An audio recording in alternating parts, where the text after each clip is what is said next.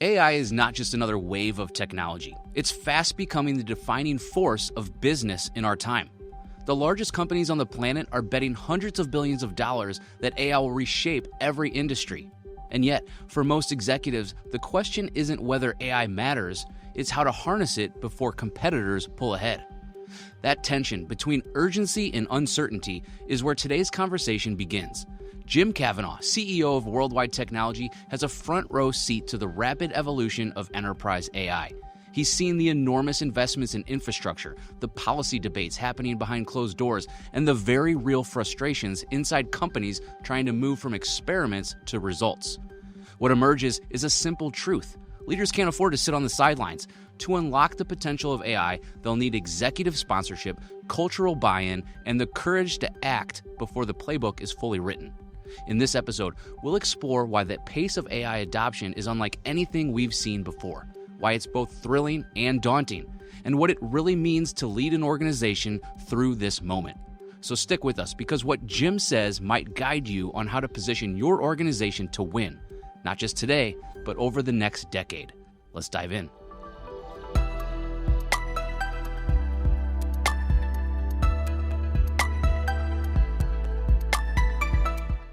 Well, Jim, welcome to the show. Only, 35 episodes until we finally got you on, CEO of WWT. Finally made the cut. Yeah. Finally. Well, welcome. You are about as plugged in as anybody that I know into the enterprise AI landscape. So just to start, what are you seeing right now in the market as it relates to AI? It could be adoption, it could be innovation, it could be breakthroughs or even challenges. What are you seeing on the market, and what does that mean for our listening audience out there today? Yeah, it's a big question. There's so much going on that's literally mind blowing. I was just up in my office, and I'll between calls and meetings, I'll be watching CNBC and different things going on. And, as recent as yesterday, you see all of a sudden, you got Jensen coming on with Sam Altman and OpenAI and NVIDIA coming together to talk about this, 10 gigawatt facility that they're looking at co-investing and building, which is just massive. I mean, it's hard to comprehend the size and scope of what they're talking about here. It's something the world has never seen. So when you ask a question, what's going on, and what are you seeing? It's massive. It's massive. This is the most transformational technology business, transformation that humankind has ever seen. And I think we're very, very much in the very, very early stages of this. So many things going on from an infrastructure standpoint, as I've just mentioned, and this is coming off other massive investments that are going on. So you have the infrastructure side, you have the largest of the large companies in the world, the largest market cap companies in the world that are behind these investments around AI. You're looking at Google, Microsoft, Amazon, OpenAI, with a new company coming out of nowhere in the last 5 years or so, and so many others. So these are not when we start and we compare back to like the .com days and the overhype, there were a lot of companies that were not well funded, and they were startups without revenue and without profit. And so when you look at what's going on today, you've got the biggest of the big, the largest market cap companies. These are multi-trillion-dollar market cap companies that are leaning in. And just when you think that they've invested, a monumental amount of money, all of a sudden they come back $100 billion, and they're doing more. Yeah. And so the amount of money that's being invested in the AI infrastructure and these AI large language models is so much larger than what anybody could have ever expected, and it continues to happen. And so with all that being said, there's so much going on, and we're just really in the early stages, the infancy stages of, I would say, the real outputs and innovations that are going to take place because of the capabilities of these large language models. Yeah, well, you mentioned, so many companies investing in these AI capabilities from, the biggest of the big on down the line. You're a member of the Business Roundtable, which includes a lot of the leading CEOs in the world today. I'm curious, without getting into specifics about what they're saying as a group, what are they, what's their thinking as it relates to AI? What are they getting right? What do you think maybe they're getting wrong? Well, first, I would say that being a part of that, it's an honor, and it's also a great opportunity to get insight from some of the the CEOs of the largest companies in both the U.S. and globally at times. So a lot of that organization is there to help set policy. And so if you think about, the policy and structure that AI, how is it going to be governed? How is it going to be deployed? What are the rules and regulations? So there's a lot of that going on to make sure that the U.S. is doing it as efficiently as possible. So if you think about, it's just not chips and technology, it's also, power and infrastructure. Yeah. So there's policy and things that the administration needs to be doing that need to be done in tandem. Also, how is AI going to be managed and governed in a very responsible way? Sure. So things like that are going on top of what every CEO in that room is scratching their head, and much more than that, of thinking about what are they doing? Are they leaning into AI, aggressive enough? Are they making the investments in how they're going to be an AI-led organization, and how are they going to leverage AI into their business and their enterprise, and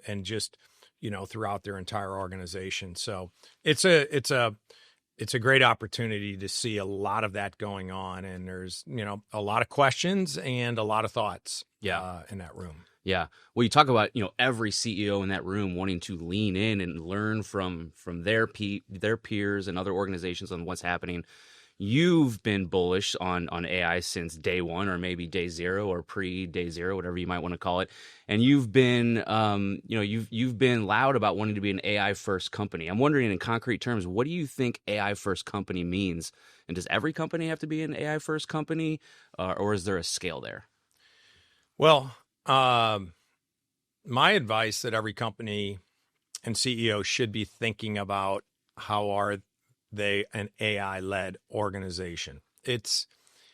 AI is going to be ubiquitous. I mean, you already look at it today, and where the most traction has taken place around AI is around your personal consumption. Mm-hmm. So if you think about anybody, around the world, practically, that has access to a phone, to a digital phone, you have access to the web and to the internet, they most likely are tapping into these large language models.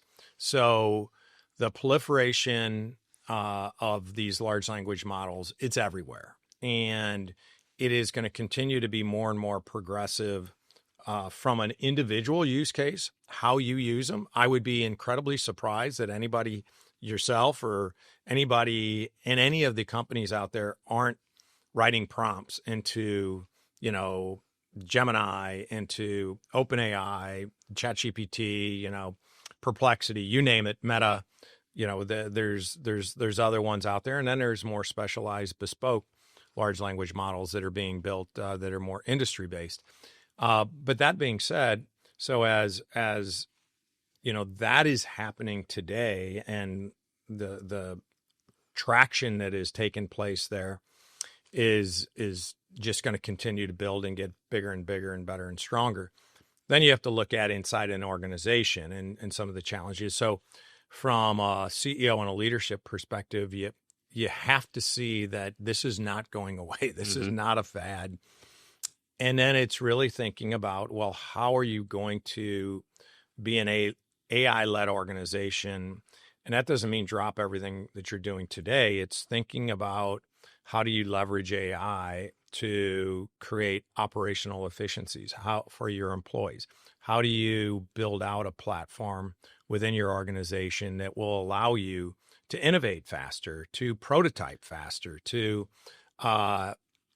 create better products and services, that also provide a level of scale to them. So these are things that if you're the CEO and you're not thinking about these things and you're not having these discussions with your leadership team and your IT organization and potentially consulting and advisory firms that are specializing in this, like Worldwide, I think you're missing the boat. And I think you're going to put the company at risk. So I believe every company CEO, this needs to be top of mind. If I look at it from a tech standpoint, 25 years ago, tech's a back office, operation. Just keep the lights on, maybe some email as it's coming into, adoption, dial tone. Now you're looking at it. Every CEO and board and executive team should be thinking about what's your digital transformation? How am I leveraging generative AI? Where are we today? And how are we doing that securely? And thinking about all the aspects from a cyber standpoint. So.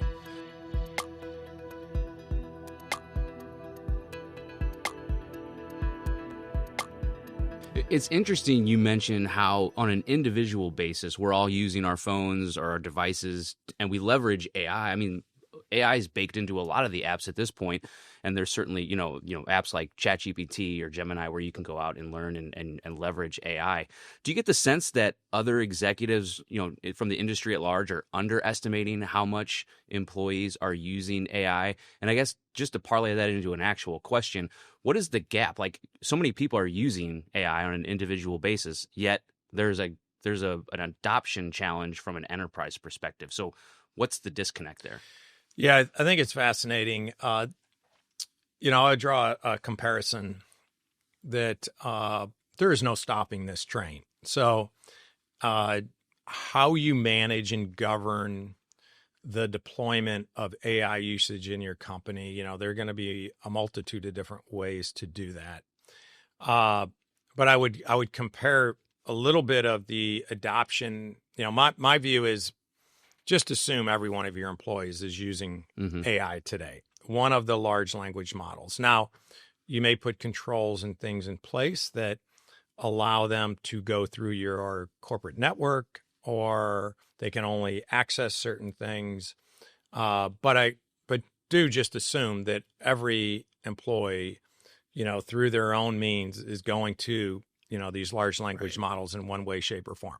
And if you think about it, you go back a number of years and you think about the deployment of these little devices that we call these cell phones that keep getting smarter and smarter. And you have an IBM mainframe in your pocket now. But if you think about it, it wasn't that long ago when a chief technology officer or chief information officer for an organization basically said, if you have that device, that device is never going to be connected to the corporate network. Yeah. You're not going to be connecting. That's going to create too much havoc. It's going to create, just challenges in regards to security. The technology was so compelling, there was no stopping that. Right. I'm like, no, that device is going to be connected to your network. People are going to be using their personal device as an interchangeable device, whether it's for personal use or for their business use. Yeah.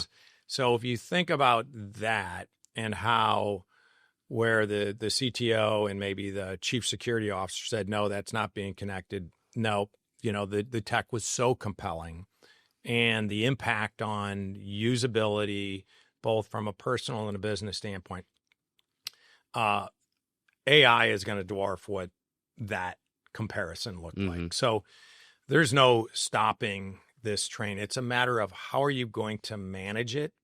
And then I think, how do you govern it, secure it? And these are things that are things that need to be done thoughtfully. So when CEOs and the line of business and the internal IT organization, they all need to be working in tandem, and they need to be, brainstorming, collaborating, and thinking about how they're going to leverage AI throughout the entire enterprise. And these are for large Fortune 50 companies all the way down to startups. And to be thinking about how do you do that in a very thoughtful way, in a very innovative way.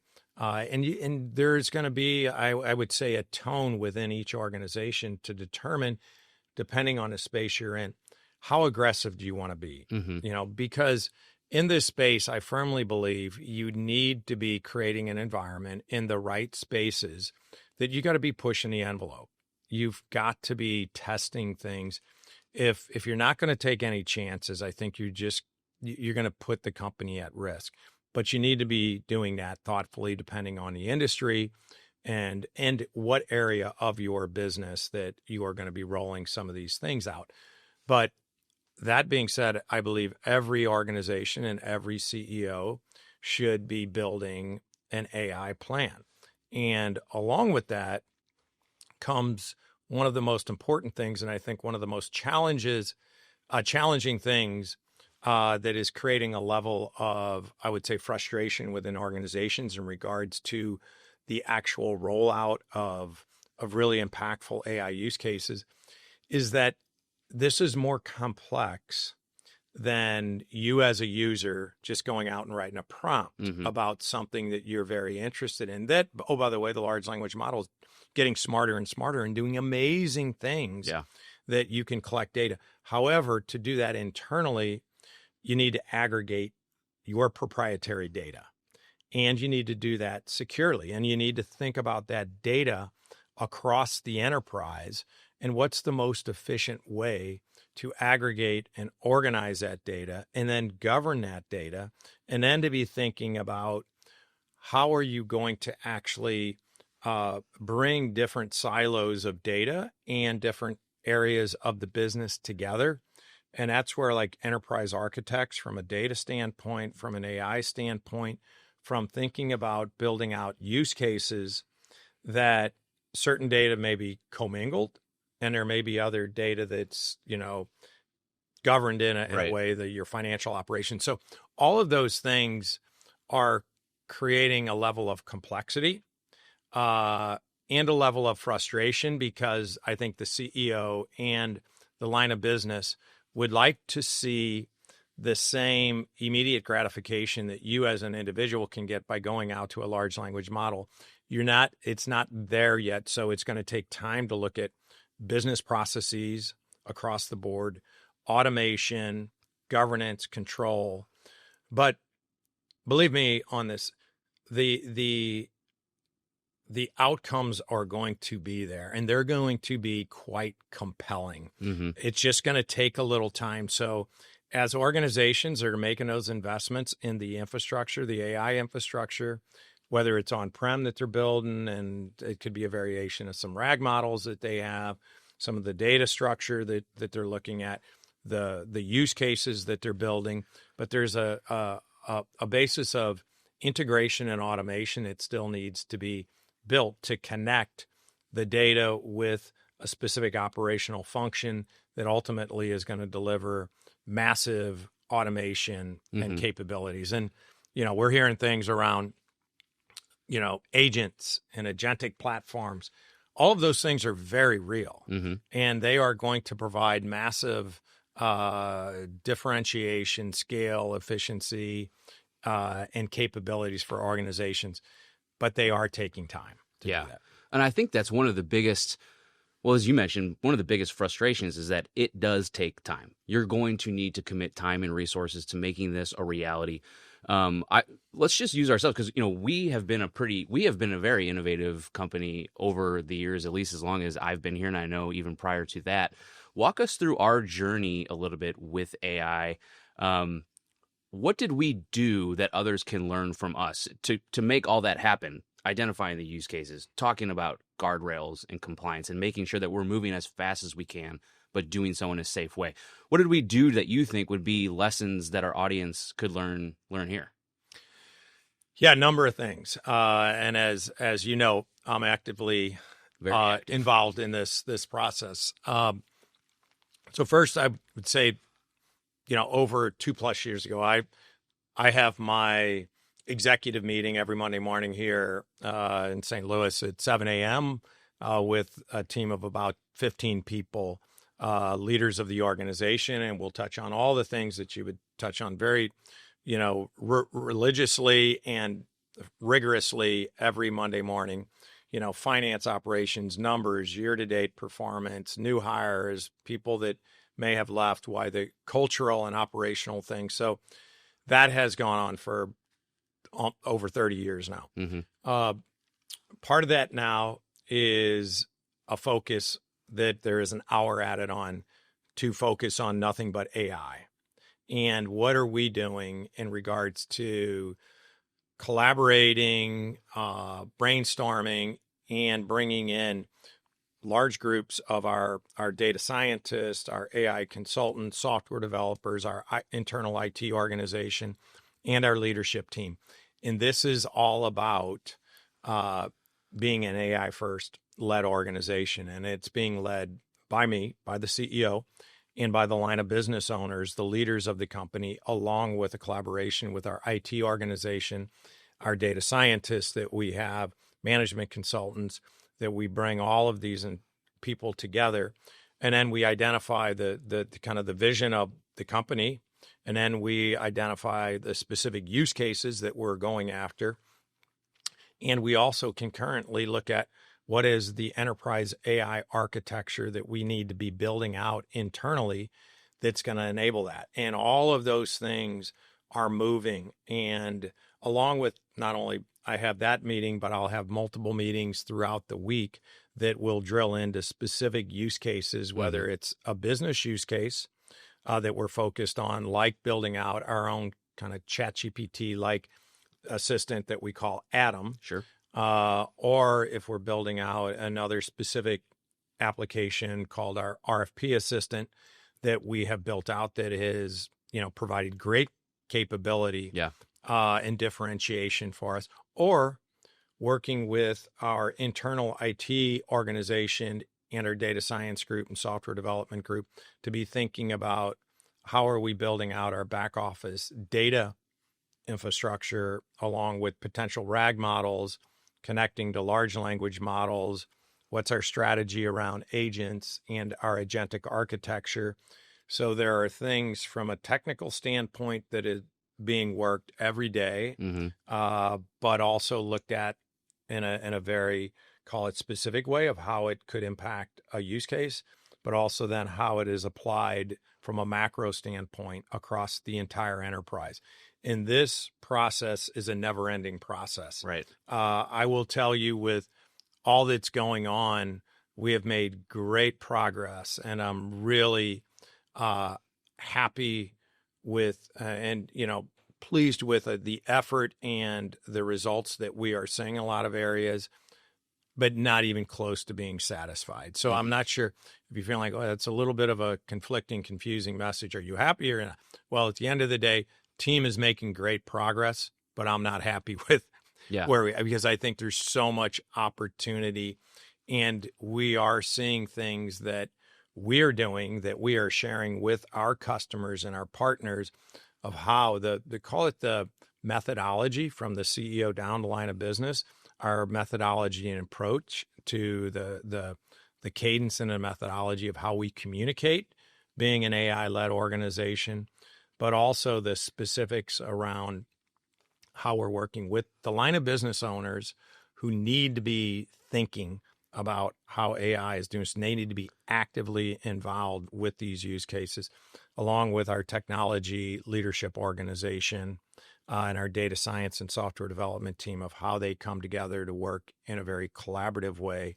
Because these things are changing and morphing on a daily and weekly basis. Right. When a large language model comes out with an upgrade, it may have it may dramatically, in a very positive way, impact the capabilities that you have, from, call it, multimodal functionality that you have as you're building out prototypes and doing different things. So these things are happening very quickly, and the teams need to be very integrated in a real-time basis to capture those and figure out how you're going to incorporate it into the capabilities that you have today. So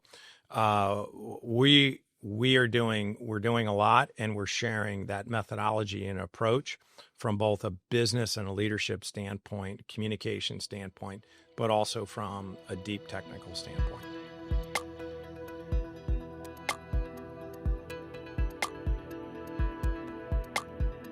At the beginning of your answer, I think you said something illuminating, which was fairly simple: led by the CEO, led by the whole initiative, led by you, and certainly many others involved. But that executive sponsorship, that executive leadership seems to be one of the things that can take those AI use cases, those AI POCs, and push them into production faster. I'm sure you're well familiar with that MIT study where 95% of projects, have not been working out. Well, one of the secret sauce of that 5% is executive sponsorship. I wonder, what do you think effective executive sponsorship looks like as it relates to adoption of AI in the enterprise? Yeah, I think it's really, really important. And I realize that CEOs, don't have the time to be a so-called project manager for an IT initiative. That's why we bring people on. But this is much bigger than that. And I think it's really important that CEOs lean in to learning. This is a way for them to learn and really understand how fast, AI is continuing to morph and learn. If you think about the models today, there are learning models now, there's reinforcement models today. This is happening in an incredibly compelling way. So for the CEO to provide guidance and support, they need to understand how a lot of this is working. So somehow they need to figure out how to allocate a certain amount of their time to this, and I think bring people in from their organization that can help them stay in the loop. So I think that's very important. I also think, when you reflect back on like the new study that came out, the MIT study, there's a lot of studies coming out saying, oh no, the adoption and, of use cases is much higher. And I would actually have to agree with the MIT study that there is a high level of frustration because there is a desire for immediate gratification. Yeah. And like an individual user can go write a prompt to, a large language model. That is not the way it's going to work in the enterprise. So these things are going to take some time, but I absolutely, and then I look at it internally, 100% convinced you have to take the time to put the work in to get your data right. And data is king, when it comes to a lot of organizations. And data is very complex and complicated. So these things that are happening by kind of building the platform and the infrastructure of your organization will put you in a position that you'll start to see the flywheel kick into effect. If you don't do it, you're going to put yourself at a real disadvantage. So I would say where some would step back and say, wow, is there something we should really be concerned about? The adoption and attraction in enterprise organizations around AI because of the MIT study. And my answer is no. I'm like, you need to understand that, yeah, this is requiring a lot of heavy lifting and work, but the ones that put that in, I am absolutely a believer. I see it internally that you will be the ones that create a massive competitive advantage in regards to the ability to automate and scale your organization around operational efficiencies. And you will put yourself in a position to be able to create and innovate new ideas, products, capabilities, services that you would not necessarily have been able to do if you are not building out an AI-enabled organization. Right. everybody wants to get to that flywheel where it gets easier and easier and easier to start to prove that value, but identifying and proving ROI seems to be one of those things that is confounding a lot of our clients out there, a lot of our listeners out there. I'm wondering from your perspective, how do you think about ROI on AI, and how has your perspective of ROI shifted, if at all, over the last 4 or 5 years when GenAI has started to explode? Yeah, it's a great question. I'm obviously very focused in, return on investment. This is one, again, I think there is a bit of an art and science, I think, of the investment cycle here for organizations. I truly believe that if you're going to wait for the perfect scenario and the perfect set of data to validate your, call it, business case or return on investment, that kind of analysis is going to paralyze your organization. You're not going to move fast enough. I believe that you have to make the investment in bringing the right people, the right technologists, the right use cases, and the way that you're going to figure out and start demonstrating that return on investment is by building these kind of incubation capabilities out internally. And then you're going to be working through them, and you're going to start to see where the AI models can really provide differentiation, scale, and efficiency and breakthrough capabilities. But you're not going to get there if you're expecting the perfect ROI use case. So there's definitely an art and science of this, but I see it internally.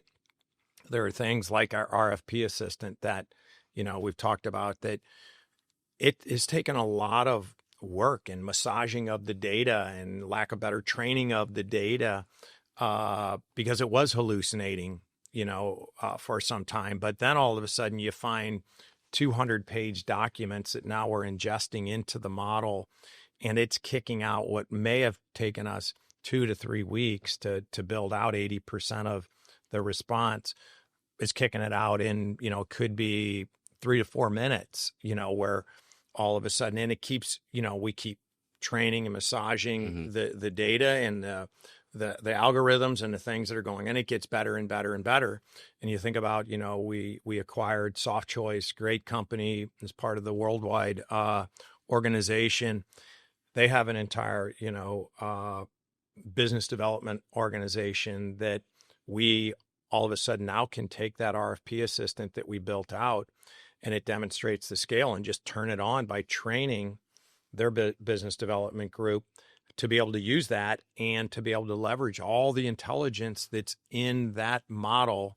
And that really demonstrates and shows the scale and the knowledge that we're able to provide, and the capabilities they would not have been able to really understand, because of all the things that we're doing from a deep tech standpoint. So these are examples where it's very real, and we feel like we're just scratching the surface relative to the capability that we can bring. And you think about building out capabilities and the multimodal capability of building out engineering drawings and proof of concepts and, PowerPoint presentations. All of that is morphing on a day-to-day basis. I mean, I've had this discussion this week about those things, and not only morphing from the RFP assistant to building AI products in specific areas of our business around cyber, around AI, around software development, around networking, compute, high performance architectures.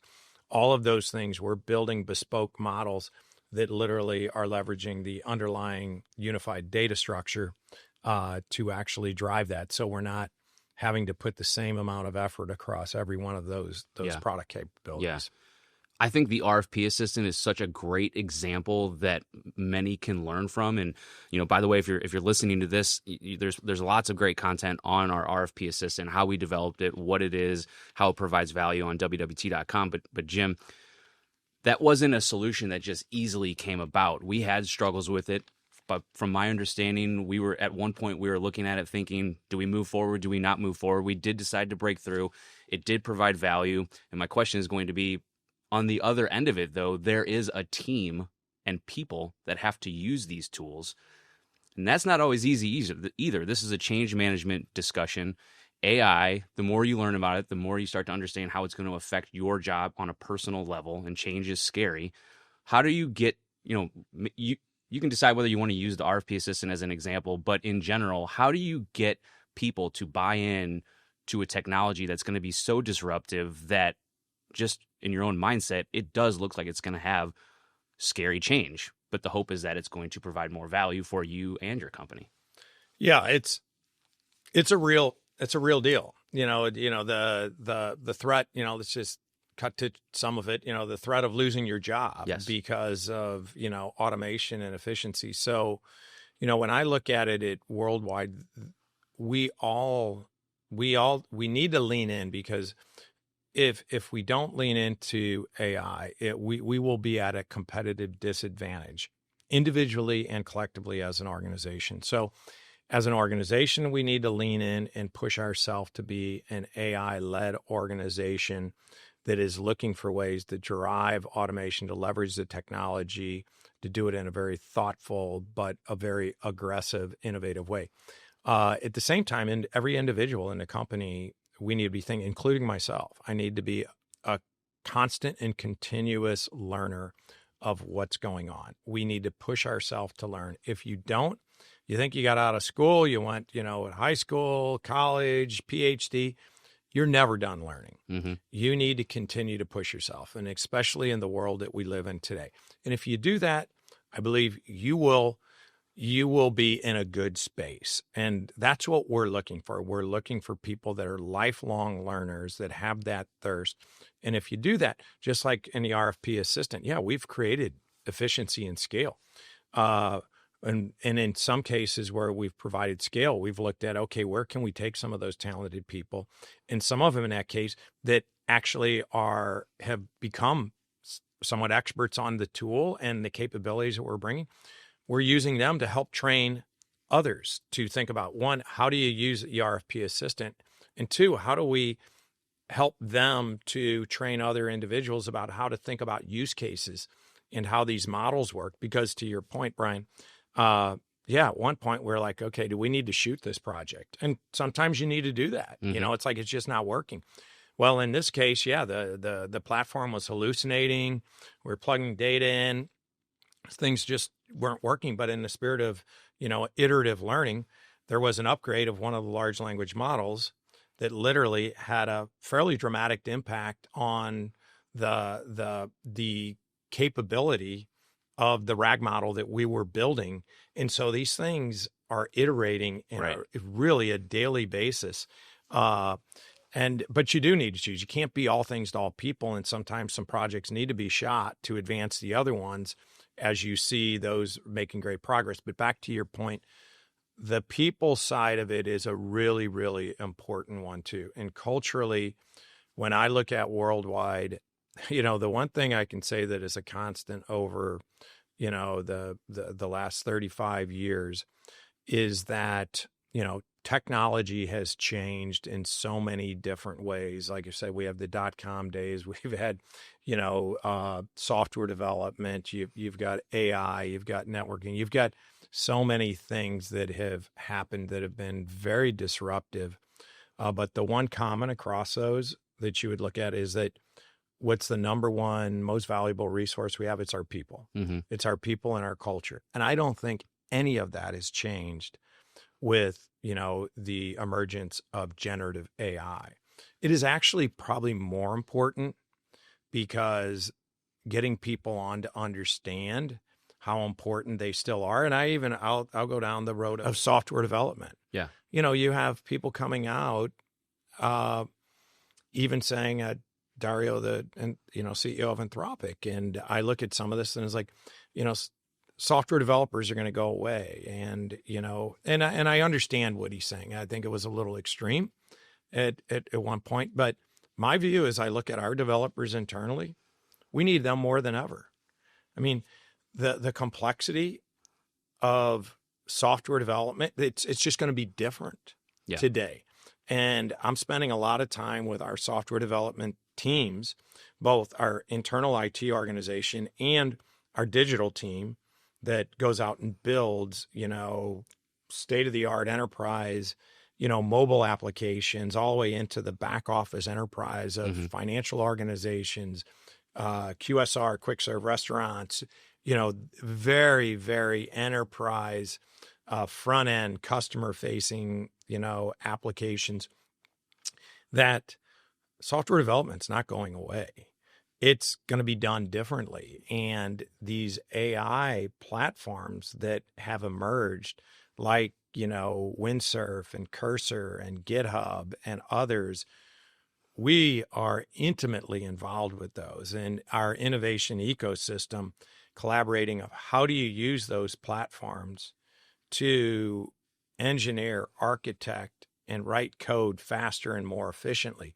It's not just a flip of the switch.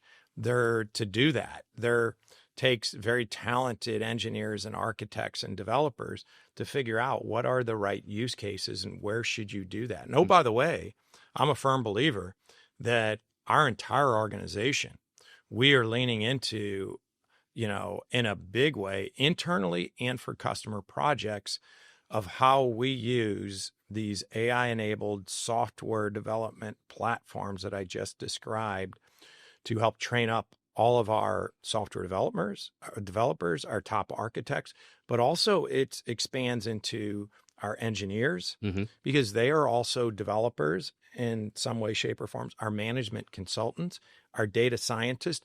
So bringing those together to figure out what are the right areas and how do you use those tools and do it in a responsible way around, things that we have found is like prototyping.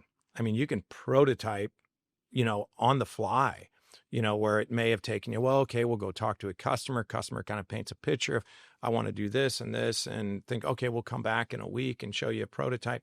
Well, now, the ones that really know how to use those tools, we're prototyping potentially in meetings, showing them the look of what something could be like. So the ability to innovate, brainstorm, and prototype is very real. You think about on the quality side of using some of these code assistants to actually do debugging and to, drive your quality initiatives, and then actually writing code, but it needs to be done in an area and spaces and places that make sense, because at times when you let these tools out and they are writing code and you don't think about downstream effects in regards to the supply chain process, they may create other problems that you weren't thinking of because of, how fast, they can do things. So my overall point is everybody, needs to be thinking about how do we work together to train each other about where the puck is going. And this is not about, eliminating jobs. There will be areas of the business that are, call it, manually done and things that people don't want to do that we're going to automate.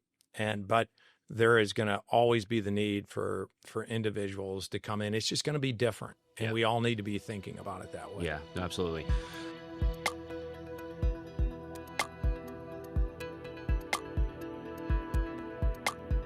Little upset that you already dropped the where the puck is going analogy, because that was how I was going to lead my next question. Was I know you like to use the analogy of skate where the puck is going. We're coming up on the bottom of this episode. Where is the puck going right now? Are we going to have people managing teams of AI agents in the future? Are we going to be totally reliant on agents? Where, based on your conversations that you're having with very high up folks within the industry, where are you seeing that puck going as it relates to AI in organizations? Yeah, I probably need to figure out, since I played soccer, how I see where the ball is going. But so let's ask AI. Right. No, it's a great way, just to be thinking about where do you think things are going in the future, and how are you taking, where you are today and thinking about how you're going to get there and how you're going to get the organization there. But I absolutely believe that you are going to see organizations where, if you look at today, you have an organization of 50,000 people. Today, there may be 10,000 agents that you're using, and depending on how they're being leveraged as you go forward in the future, as you build out a very enterprise capability around agentic architectures and platforms, you're going to have thousands and thousands and thousands of agents that need to be managed, and those agents are going to do very significant things, very meaningful and productive things for your organization. But again, they need to be managed, and it needs to be something that's very thoughtful. So when you think about the world of managing a business, you're going to be managing people like we do today. You're also going to be managing agents, and those agents also, there needs to be controls and governance around what those agents can and cannot do. And that's going to be an evolution that happens, because you don't want to have this massive sprawl within an organization of people or technology and agents that's not done in, I would say, a very controlled and organized and scalable way. But that being said, the output, I firmly believe that you go back kind of the MIT study, that there's a level of frustration in regards to the speed inside of enterprises and deployment of use cases. That doesn't change my mind at all in regards to, I think right now, that frustration, in a year and 2 years, you're going to start seeing real demonstrable use cases like we're seeing internally. You're going to see that happen in a more meaningful way. And when that happens, I think you're going to start seeing the scale and the impact of these agentic platforms, the proliferation of agents, and just where generative AI can continue to impact enterprise organizations in an incredibly meaningful way. But you won't get there if you're going to sit there and say, I'm going to take a wait and see. Right. I'm going to wait until I see this. I think you're putting your organization at risk of being disrupted by competitors if you're not really pushing this. And I go all the way back to our original conversation. If it's any indication of the speed and I would say the confidence and commitment of what's going on around these large language models and generative AI, just look at, there's never been the kind of capital and dollars that have been invested in anything in the world today. And if you even go back and you look at, where we're the largest Capex consuming companies in the world, probably 10, 15, 20 years ago, you'd look at, car manufacturers, you look at utility type companies, right, manufacturing type organizations. You go look at the amount of money that's going into, these large language models, these large enterprise AI organizations, as we described before, that, oh, by the way, are some of the most profitable companies in the world, are dwarfing the Capex spend in these other areas. Right. So as that plays out and enterprise organizations are able to adopt and implement these AI capabilities, the flywheel is going to kick in, and it's what it's going to actually deliver, I think, is going to be game changing. And I'm very excited, and I know we're getting close to time here, but some of the areas that I think, personally, I think are going to be just mind-boggling impactful are going to be around healthcare. I think, when you think about some of the investments that are being made by institutions, healthcare organizations, around, genomics, you think about protein folding and splicing and, a lot of these things, cancer, cures to cancer. I think it's just incredibly exciting. And then you look at it like in a space that we're in, where you look at also wearables. You think about Internet of Things was a big thing years ago. Well, yeah. Internet of Things is still a big thing, but it's an even bigger thing now as you think about your own personal well-being, that whether you have an Oura ring or, you have a watch or, all the diagnostics that can be collected on your individual body, and your body is so individually different than everybody else, from, stem cells to genomics to, everything, to collect that, continuous glucose monitors. All these things are going to be aggregated, and the ability to provide very custom care is very close, as those things come together. And then you think about how large language models will collect data across millions of people to actually find trends and solve problems that we weren't solving before is going to change the healthcare industry. And there's going to be breakthroughs that I think are going to be mind-boggling in the next couple of years. Yeah. I mean, it's an exciting future, and there are going to be companies that figure that out. But to your point, that's not going to happen unless they get off the sideline into the arena and make it happen with AI. Jim, thanks so much for joining us on the show today. I promise it won't be another 35 episodes until we have you on again, or at least extend the invite. So thank you again. My pleasure. It's great to be here. Okay, thanks to Jim for taking time out of his incredibly busy schedule. From this discussion, 3 key lessons to keep in mind. First, lead from the top. AI that matters doesn't just bubble up. It's sponsored, prioritized, and protected by an executive sponsor. Second, foundations beat fireworks. Real value shows up only after you invest in the unglamorous work. Enterprise data architecture, security and governance, and a platform that lets you prototype quickly and scale what works. And third, ROI is an outcome of motion. Incubate targeted use cases tied to operational efficiency or revenue moments, iterate fast, and let wins compound. Kill what stalls, double down where the flywheel starts to spin. The bottom line is the money, momentum, and models, they're all already here. The gap is leadership. If you're not actively turning AI from experiments into governed, scalable capability, you're gifting your advantage to someone who is. If you like this episode of the AI Proving Ground podcast, please give us a rating or a review. And if you're not already, don't forget to subscribe on your favorite podcast platform. And you can always catch additional episodes or related content of this episode on WWT.com. This episode was co-produced by Naz Baker and Kara Kuhn. Our audio and video engineer is John Knobloch. My name is Brian Felt. We'll see you next time.